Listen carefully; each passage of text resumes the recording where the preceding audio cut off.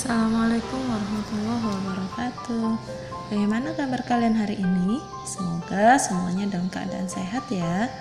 Nah, hari ini kita akan bersama-sama belajar mengendalikan emosi. Namun sebelum kita mulai, jangan lupa untuk mengawali kegiatan hari ini kita berdoa. Tujuan bimbingan hari ini adalah peserta didik memiliki pemahaman tentang pengendalian emosi, sehingga peserta didik memiliki penguasaan untuk mengendalikan diri. Apa yang kalian ketahui tentang emosi? Kita semua pasti pernah mengalami yang namanya perasaan marah, senang, atau perasaan sedih. Perasaan-perasaan inilah yang disebut dengan emosi. Jadi, emosi itu tidak hanya perasaan marah ya. Lalu, apa fungsi emosi dalam kehidupan manusia? Fungsi yang pertama yakni emosi sebagai kekuatan untuk bertahan hidup.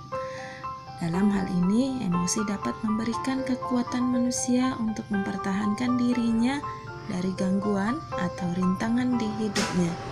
Munculnya perasaan sayang, cinta, marah, benci akan membuat manusia lebih menikmati dinamika kehidupan bersama orang lain. Bayangkan jika manusia tidak memiliki perasaan emosi seperti yang saya sebutkan tadi. Kita akan kesulitan mengekspresikan diri kepada orang lain, sehingga orang lain tidak mengetahui apa yang sedang kita rasakan. Fungsi yang kedua yakni emosi sebagai pembangkit energi. Dalam kehidupan sehari-hari, emosi mampu memberikan semangat atau motivasi. Dalam kehidupan kita misalnya, ketika kita berhasil menunjukkan perasaan kita kepada orang yang kita sayangi, misalnya orang tua kita, saudara kita, ataupun teman-teman. Perasaan ini akan membuat kita semangat dan meningkatkan energi positif yang kita miliki.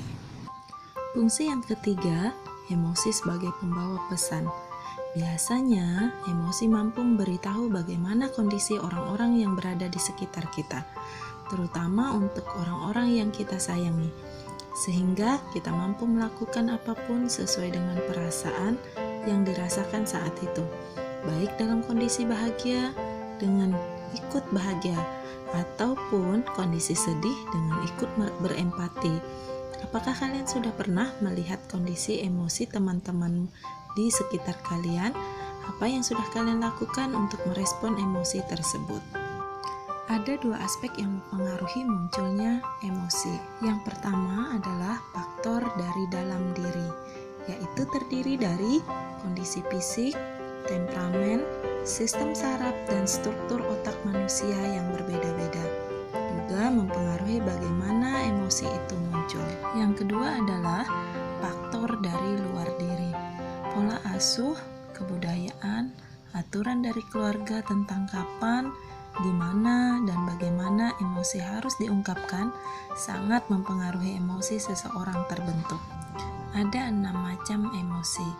Yang pertama, emosi bahagia. Kedua, emosi sedih. 3, emosi takut. Keempat, emosi jijik. Yang kelima, emosi marah. Dan yang keenam, emosi terkejut. Sesuatu yang berlebihan itu memang tidak baik.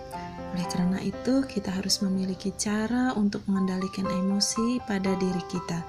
Ada 6 cara untuk mengendalikan emosi.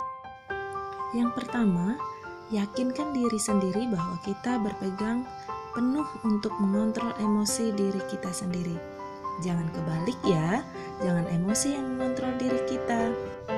Yang kedua, jika kita bisa mengendalikan imajinasi kita bisa mengendalikan pikiran negatif yang terus menyerang kita setiap waktu. Selanjutnya, cara terbaik untuk mengatasi emosi adalah dengan merelakan dan tidak menyimpan dendam. Cobalah untuk melihat lebih dekat gaya hidup diri sendiri untuk mengidentifikasi alasan yang memicu emosi kita. Lalu, hindari kecurigaan dan bebaskan dirimu dari pikiran yang terus berulang. Dan yang terakhir, jika kamu merasa bereaksi berlebihan pada situasi tertentu, cobalah menahan diri dan berzikir untuk menjaga hati tetap hidup. Dengan berzikir secara tidak langsung, kita dapat menenangkan diri kita sendiri sehingga kita mampu mengendalikan emosi yang tak terduga.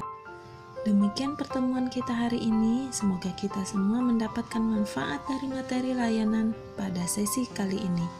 Ingat, manusia hebat adalah manusia yang bisa mengendalikan diri saat dikuasai amarah, tenang saat dipermalukan, tersenyum saat diremehkan.